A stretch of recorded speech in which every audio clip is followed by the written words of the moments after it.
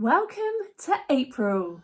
You may have had the most amazing March. March may have been a little bit upside down and unsettled because of the eclipses. However, April is going to give you a lot of bang for your money. So, as we start April, we start it on the Easter weekend. It's the day after Easter Sunday, Easter Monday, that we start April the 1st. This is also April Fool's Day. Now, I'm not going to talk about those, but because we also have something else occurring on the 1st, and that is Mercury in retrograde.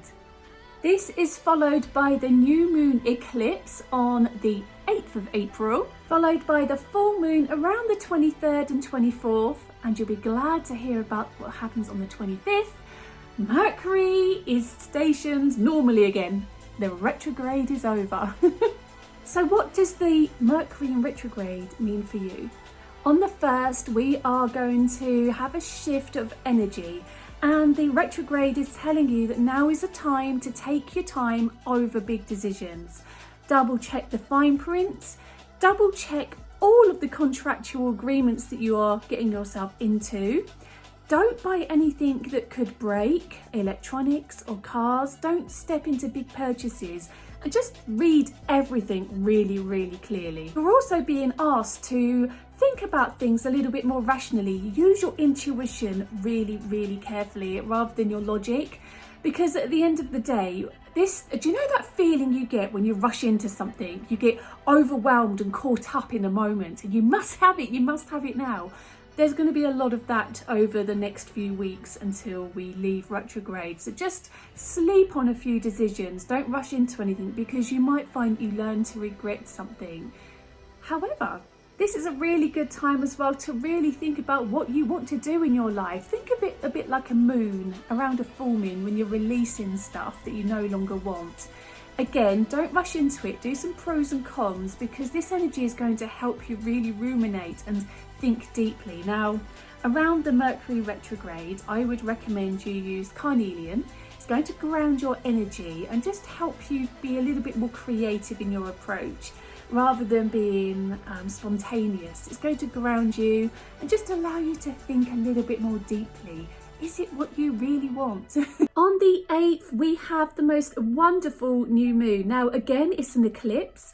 A lot of people fear the eclipse because of the dark, wobbly energy. You're told not to do any manifesting. However, for me, I find it's a really, really, really positive time for manifesting, especially if you need an extra bit of oomph. Think of it as a malachite moon. And when I mean that, I mean you're welcoming change to thunder into your life. So if there's something you desperately want, work with the energy. For some reason, there seems to be a lot of modern take on eclipses being really dark and not the best energy. But honestly, as I said before, I love it. Now, as I said, new moons are about manifesting your dreams and desires, and the perfect crystal for this is clear quartz. This clear quartz can absolutely bend and manifest itself into any crystal you need. So if you're looking for love, it turns itself to rose quartz. If you're looking for healing, it's already doing the work because it's a clear quartz. If you're looking for focus, it's looking more and more like a fluorite. You get my drift. So anything you need, it's going to work really, really well for you. Also as well, this new moon is going to give you second chances. So step back, reassess, especially with this energy from the retrograde. Just think a little bit more about what may have happened in a quarrel or an upset at work, and perhaps try to look at it with different eyes. Use your clear quartz for clarity in this situation too, and call upon your angels. Call upon your angels for clarity as well. There's also a lot of change making in the air. Now, there's a lot to be said about running in, as I said, and making decisions. However, anything that already had the start of the project, ruminating before the Mercury retrograde, this is definitely a time to start working those edges together. Start really thinking about making that next move and setting your goals and intentions and making positive steps. Make those phone calls. talk to the people you need. Now is the best time because you've got the spring air on your side. We're a week out of Easter, so newness is in the air, new beginnings, and it's all about you making sure you set those seeds, so as we then go through summer and autumn, everything comes to fruition and it's exactly how you want it to be. One thing I also want to talk to you about around this new moon is there is a lot of celestial energy. So if you're looking to reach out to past loved ones, this is the perfect time. Meditate, talk to them, call upon them, and you'll find that they'll come forward with messages of guidance and support, or just to visit you and say hello, especially in dreams. Keep a clear quartz close by. I wouldn't normally say keep clear quartz by your bed, because it can create a lot of thought processes at night when you're trying to relax your mind. However, this may well welcome those angels in to talk to you. The full moon in Scorpio is around the 23rd or the 24th, depending where you are in the world, so definitely check upon your calendar. However, this is quite a heavy full moon. If you thought March was bad, wow, just get ready for a bit of a stormy ride. It won't necessarily lead to storms that are going to ruminate through and last, but it could mean that things culminate, which isn't always a bad thing when things have been lingering in the background. But just think about what you would like to release at this time very, very carefully, because what you wish for will come true. With all the change in the air from the new moon, there's been a lot of negativity as well, hanging around a bit like a bad smell. And this is your opportunity to move forward away from that. There's also a sense that you'll be feeling a little bit more out of control around this time. And this full moon could definitely bring a stop to that, especially if you welcome a crystal like smoky quartz into your collection. Smoky quartz is a wonderful healer, but it helps get rid of all those negative energies, as well as grounding you by your root chakra.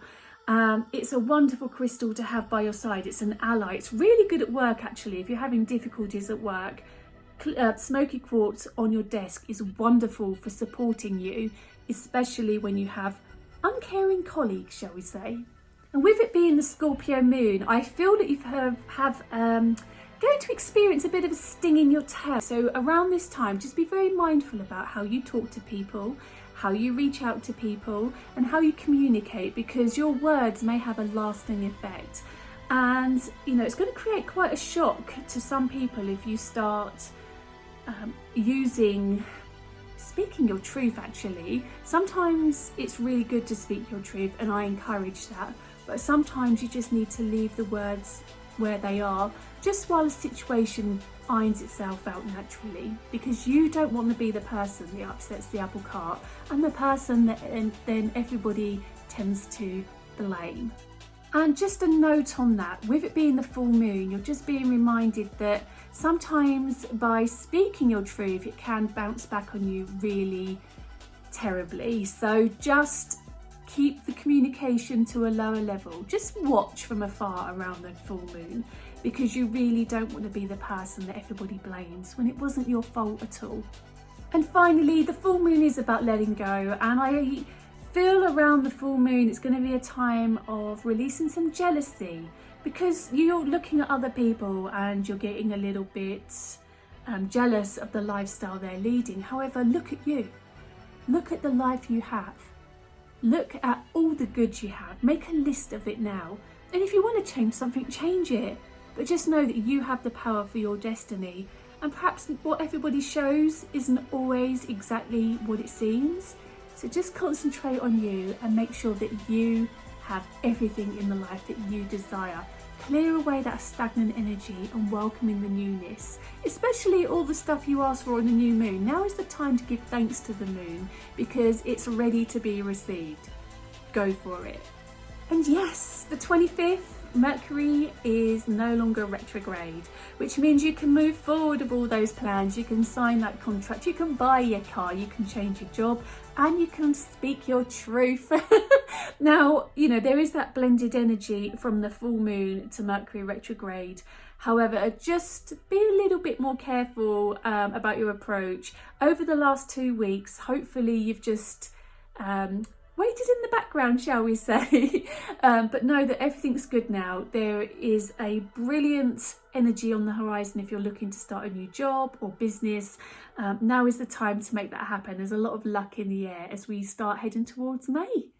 Thank you for watching, and if you need any crystal guidance, let me know.